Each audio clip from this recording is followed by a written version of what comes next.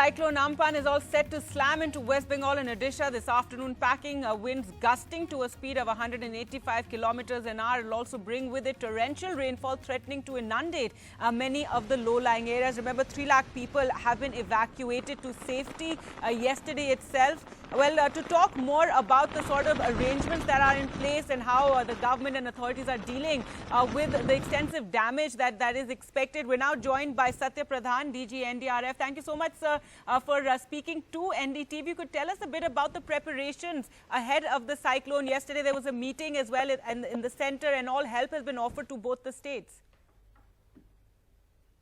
That's right. We are on ground, and right now, as we speak, there are 41 teams, in excess of 40 teams on ground of NDRF in both the states.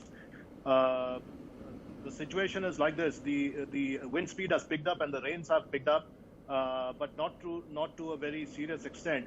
But you can say that in the coastal area of Paradip, the wind is in excess of 100 kilometers per hour, and it is probably going to build up towards Balasore and Bhadrak. In West Bengal also, there has been a report of rain and then drizzle. There was heavy rain overnight also. So it is also going to pick up in the afternoon. But it is almost going as per the prediction and the trajectory. And if it holds true to trajectory, then the landfall should be sometime around 5 or 5:30, sometime in the afternoon, any case, between Digha and the Hatia island of Bangladesh. So the point of concern right now is, of course, the wind speed and the rains are a concern.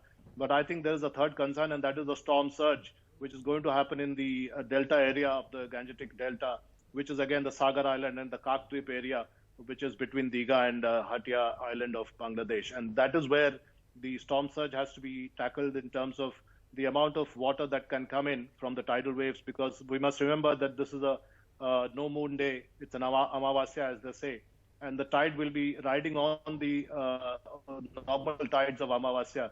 So we are looking at something like a 4 to 6 meter surge. So that has to be also looked into. But anyway, the NDRF teams and the SDRF teams and the local administration are working together on that. And right. I hope that everything pans out well. Right, sir. And when you talk about the surges, these are waves or water surges as high as 1 story. So it's going to inundate the land, especially the low-lying areas. It's also going to cause a lot of damage to agriculture. But that is going forward. So that is what you're talking about, and the kind of damage that these waves could cause. These massive waves that are going to come in.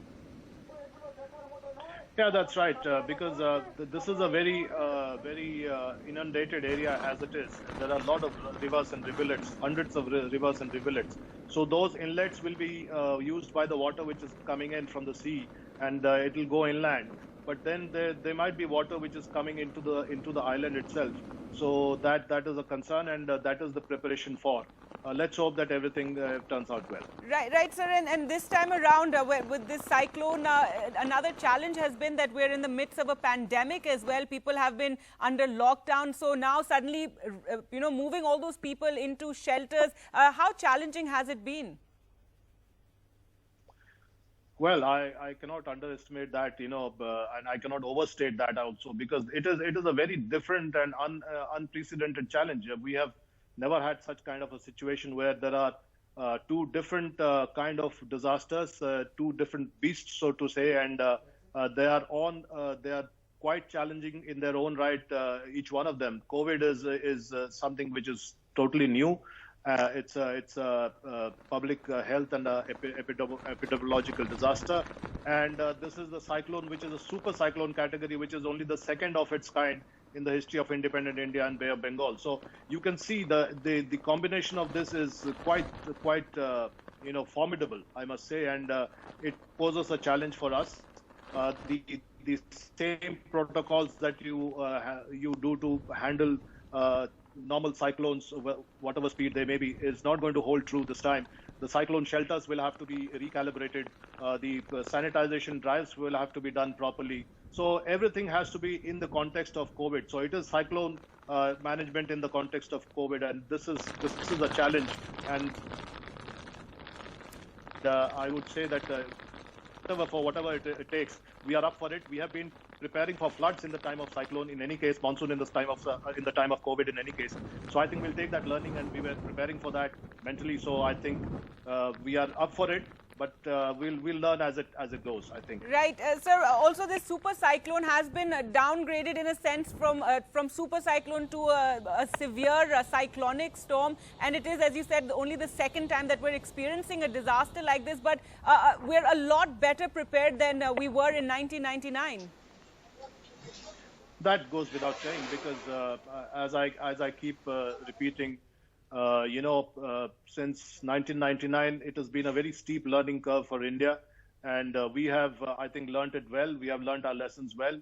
We had 3 disasters back to back in those 5 years, and in 2005, then we enacted our Disaster Management Act, and since then we have not looked back.